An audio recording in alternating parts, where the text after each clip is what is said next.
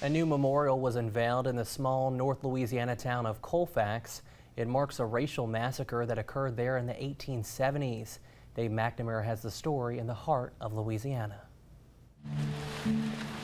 It was 150 years later, almost to the minute, that a new memorial to a massacre was unveiled in the town of Colfax.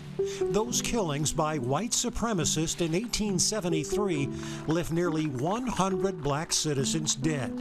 The Easter Sunday massacre was the deadliest one-day event of the post-Civil War Reconstruction era. This day has been a long time coming. Louisiana Governor John Bel Edwards helped dedicate the new memorial in downtown Colfax. Florida Hunter, Matthew Irwin. The memorial lists the names of those killed and wounded and has a detailed account of the brutal killings. 2 years ago, the state took down a historical marker that stood at the nearby courthouse since the 1950s that portrayed the mass killing as a riot which ended carpetbag misrule in the South. The governor called the old marker false and offensive. And so every day that marker would stay up, the state of Louisiana would be complicit in telling African Americans here in Colfax and everywhere else, stay in your place, because if you don't, this is what can happen. And for good measure, they put a score on it, 150-3. It had to come down. The change in monuments followed a meeting 2 years ago of Reverend Avery Hamilton of Colfax and retired Houston businessman Dean Woods. Hamilton's great-great-great-grandfather was the first black killed in the massacre, and Woods' great-grandfather was one of the white attackers.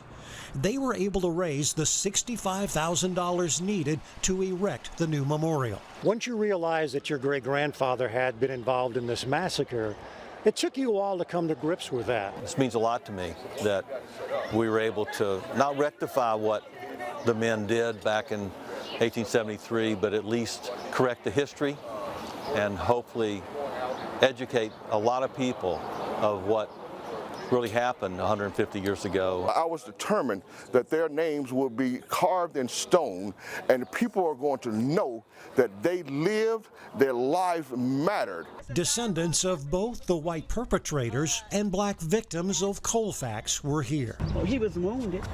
That was my great-great-great-grandfather. I never was taught in school about it, but from my parents and grandparents, we were told. It was something like you didn't talk about. Jerry Hickman's grandfather was one of the attackers. Younger generation should grow up knowing the truth of the matter. Several of the attackers were convicted of federal civil rights violations, but those convictions were overturned by the U.S. Supreme Court in U.S. versus Cruikshank. That decision and others limited the ability of the federal government to enforce voting and civil rights for African Americans into the 1960s. Two grandsons of Cruikshank were in Colfax. It allowed a considerable amount of racism to occur for the next 100 years. Hopefully it heals people and young people can advance forward with that knowledge. When we changed the marker today, we didn't change history. In fact, we acknowledged what the true history was. And now a town that once hid from its past is telling a different story.